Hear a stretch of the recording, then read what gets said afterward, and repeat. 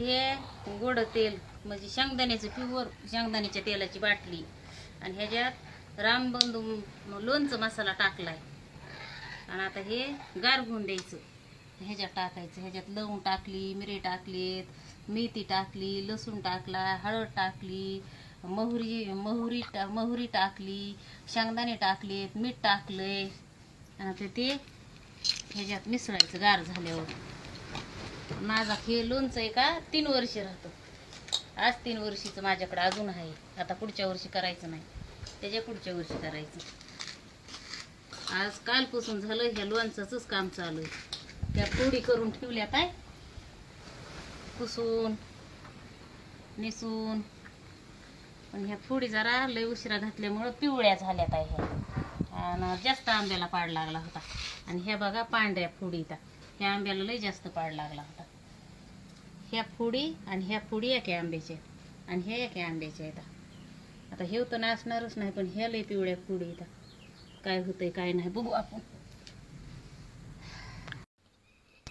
आता आपण काय ठरविलंय, तेल गार व्हायला, पाऊस आला, वार यायला लागले, आभाळ यायला लागले, वरून हे मसाला तेल वरून वाटायचं.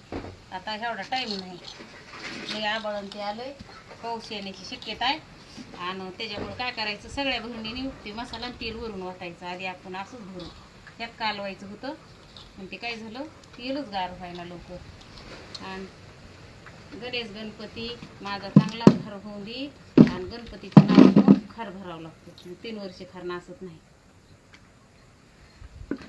गणपतीचं नाव घ्यायचं कोणचं काम करताना. गणेश गणपती आणि माझं काम चांगलं होऊन दे आणि माझं लोणचं नासून देऊ नको, ते गणपती बाप्पाला सांगायचं. आणि आता हे भरू आणि पुन्हा तेल होतं.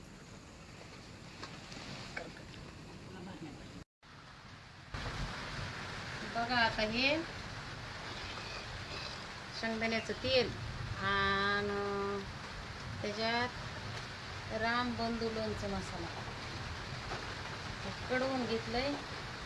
तेल कडविलं आणि गार झाल्यावर थोडंसं कोमट राहिल्यावर त्याच्यात मसाला पुडी टाकली आणि आता ह्याच्यात तेल टाकायचं.